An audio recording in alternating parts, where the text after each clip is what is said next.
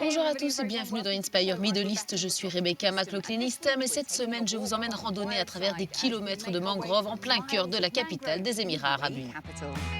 Et quelle meilleure interlocutrice que la chef de l'agence environnementale d'Abu Dhabi pour discuter de la préservation des écosystèmes. Nous devons investir dans le plus grand musée qui soit, la nature. Nous suivrons aussi les oiseaux migrateurs en Jordanie. Ils transitent par le Moyen-Orient et l'Afrique du Nord lors d'un voyage bien périlleux.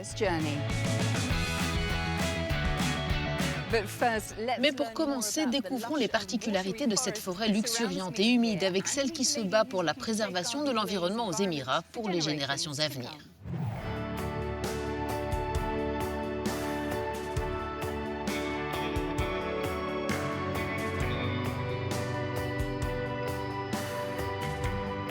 Les mangroves boisées de l'île d'Al Jubail sont devenues un concentré de biodiversité le long du littoral des Émirats. Cette vaste zone est un terrain de jeu pour les gazelles, un endroit où les flamants roses affluent. Le projet dans son intégralité est une extension de la vision écologique du Shir Zayed bin Sultan Al Nahyan, fondateur des Émirats Arabes Unis.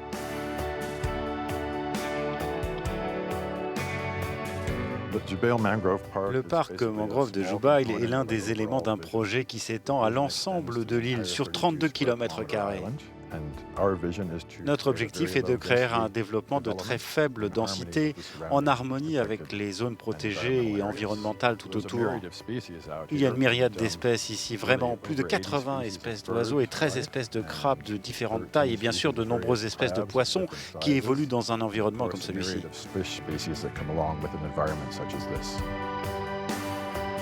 Un rapport du WWF indique que nos écosystèmes déclinent et que cela pourrait à terme mettre en péril les économies mondiales. L'agence environnementale d'Abu Dhabi, créée en 1996 pour devenir le plus grand organisme de réglementation environnementale du Moyen-Orient, est attentive à la situation, et notamment Razan Al-Moubarak, qui a supervisé la préservation des tortues et la réintroduction au Tchad d'un oryx, une espèce en voie de disparition.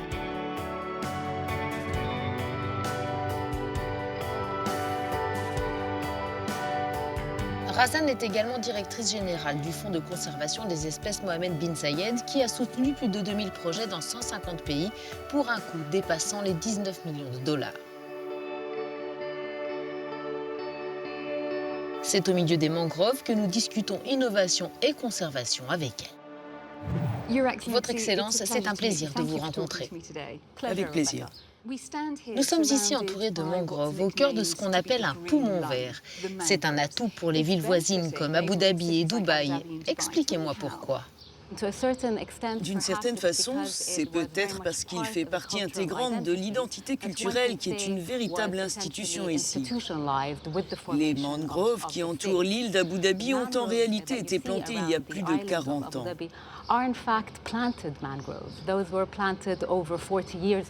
Aujourd'hui, leurs capacités d'absorption sont énormes. Elles absorbent plus de 41 millions de tonnes de dioxyde de carbone et autres gaz à effet de serre, ce qui représente plus du double des émissions des secteurs pétroliers et gaziers.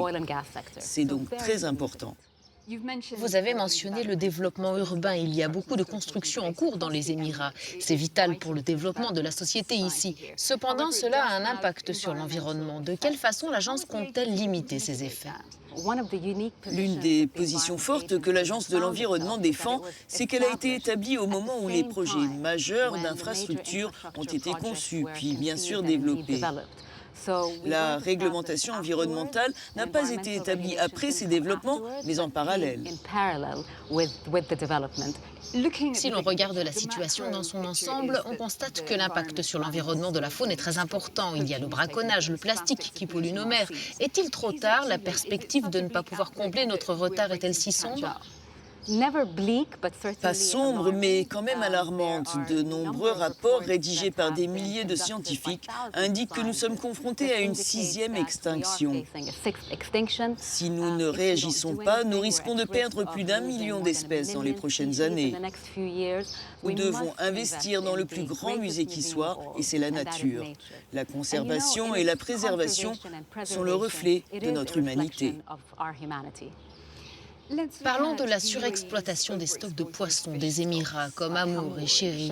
Parfois, la pêche dépasse jusqu'à 5 fois leur limite d'exploitation durable. Où cela nous mène-t-il? Peut-on revenir à des niveaux de durabilité? La conservation peut aussi être fructueuse. La protection des tortues marines en est un bel exemple. Leur nombre est resté stable ces 10 dernières années. Nous le constatons aussi avec le nombre de dugongs que nous abritons. Nous sommes en 2e position après l'Australie. Cependant, d'un autre côté, nous constatons un déclin important dans le secteur de la pêche et cela peut être dû à un certain nombre de facteurs. La surpêche, bien sûr, est l'un d'entre eux, la destruction de l'habitat, mais aussi le changement climatique. On estime que dans certaines zones du Golfe, la température a augmenté de 6 degrés au cours des 2 dernières décennies. C'est 3 fois plus que la moyenne mondiale. Je rebondis sur ce que vous avez dit concernant l'augmentation de la température des eaux du Golfe et les impacts du changement climatique. Il y a aussi l'acidification. Pouvez-vous nous donner des chiffres encourageants d'amélioration de la situation? Il en existe un certain nombre. Au niveau local, nous sommes en train d'accroître nos zones protégées de 15% aujourd'hui à 30% d'ici à 2030. Nous travaillons également à la diversification de notre bouquet énergétique. Nous envisageons une contribution de 50% d'énergie renouvelable à nos besoins énergétiques d'ici à 2050. Sur le plan international, bien sûr, les Émirats arabes unis jouent un rôle important en veillant à ce que le multilatéralisme et la coopération dans ce domaine soient et continuent d'être importants. Comment pouvez-vous inciter les autres à agir? Comment les amener à se préoccuper des causes environnementales que vous défendez? On est très souvent encouragé à éveiller les consciences, mais si cela est important, je pense que ça ne suffit pas. En être conscient, c'est important, mais ça doit évoluer vers la compréhension. Ce n'est que lorsque vous comprenez que vous pouvez changer vos habitudes. Et la meilleure façon de comprendre, c'est d'aller dans ces parcs naturels et d'observer la nature par soi-même. Votre Excellence, vous êtes en lice pour la présidence de l'Union internationale pour la conservation de la nature. Si vous êtes élue, ce que nous espérons, vous deviendrez la première femme arabe à diriger cette organisation en 72 ans. Ma question est donc la suivante. Que ferez-vous le premier jour de votre mandat? Si je suis élue, je commencerai par écouter. Deuxièmement, j'essaierai d'apporter une approche plus équilibrée entre le programme de conservation et celui du changement climatique. Enfin, j'encouragerai la coopération entre les membres. Votre Excellence, ce fut un plaisir de vous rencontrer. Je vous remercie. Il y a de nombreux facteurs qui mettent en danger la vie des oiseaux en voyage lors de leur migration de leur habitat d'été en pays chaud à leur habitat d'hiver en pays froid. C'est ce qu'a découvert Rosie Liz Thompson lorsqu'elle a visité un corridor migratoire clé ici au Moyen-Orient. Ce vautour noir est parti d'Europe à destination de l'Afrique. Il s'est arrêté ici, en Jordanie, pour se reposer et se rassasier avant de reprendre son grand voyage. Selon la Société royale pour la protection des oiseaux, ce sont plus de 500 millions d'oiseaux qui traversent chaque année le Moyen-Orient et l'Afrique du Nord au printemps et à l'automne pour se reproduire et échapper à l'hiver. Située à la jonction de l'Europe, de l'Asie et de l'Afrique, la région est sans égale dans le monde pour la migration des oiseaux. Cependant, cette migration peut être un moment dangereux du cycle de vie d'un oiseau. Les abattages illégaux, le développement industriel et le changement climatique menacent leur existence. Les chercheurs de l'organisation BirdLife International témoignent de changements chez les oiseaux migrateurs qui pourraient faire ressortir de nouvelles tendances. La hausse des températures et la perturbation des habitats entraînent la destruction des habitudes alimentaires des oiseaux, ce qui amène beaucoup d'entre eux à commencer leur migration tôt ou à jeun, réduisant ainsi leurs chances de survie.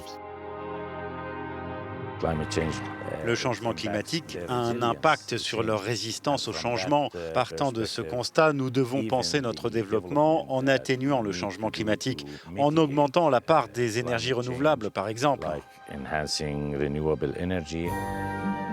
Dans le cadre du plan du gouvernement jordanien visant à réduire de 20% la consommation d'énergie primaire d'ici à 2020, des parcs éoliens ont vu le jour dans la région montagneuse de Tafila, au sud, qui est également l'une des principales voies de migration des oiseaux.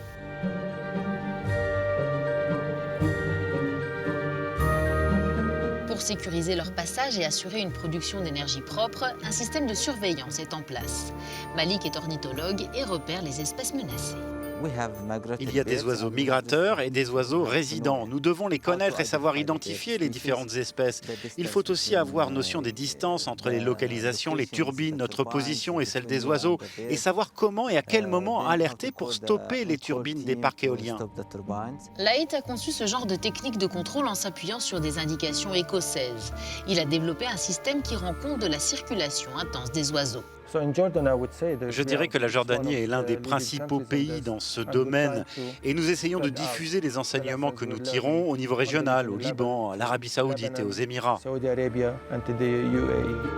Laït est convaincu que s'associer à des chercheurs d'autres pays est vital pour la protection des oiseaux dans le futur. Nous recueillons aussi des informations d'observateurs et de gens qui surveillent les oiseaux dans les Balkans, en Bulgarie, où certains de nos oiseaux ont été répertoriés. Il s'agit bien de nos oiseaux, mais ils se reproduisent en réalité dans les Balkans, alors qu'officiellement ils viennent de notre région.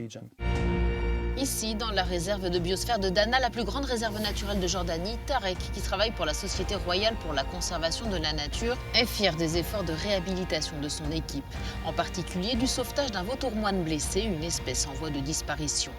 Après une année de soins vétérinaires et l'installation d'un pisteur, l'oiseau de proie a été relâché et a pu continuer son voyage. Aussi longtemps que le royaume restera un corridor migratoire vital pour les oiseaux, les chercheurs s'efforceront de protéger autant d'espèces que possible, en espérant que le passage des oiseaux se fera en toute sécurité et que leur nombre continuera d'augmenter. Avant de nous quitter, jetons un œil à Instagram. Voici quelques messages publiés cette semaine par des amoureux des oiseaux et qui ont retenu notre attention. Merci pour votre fidélité. À bientôt. Rami, fervent défenseur de la faune, s'investit dans la protection des tortues libanaises. Quant à Water, le photographe, il veut sauver les oiseaux migrateurs d'Égypte.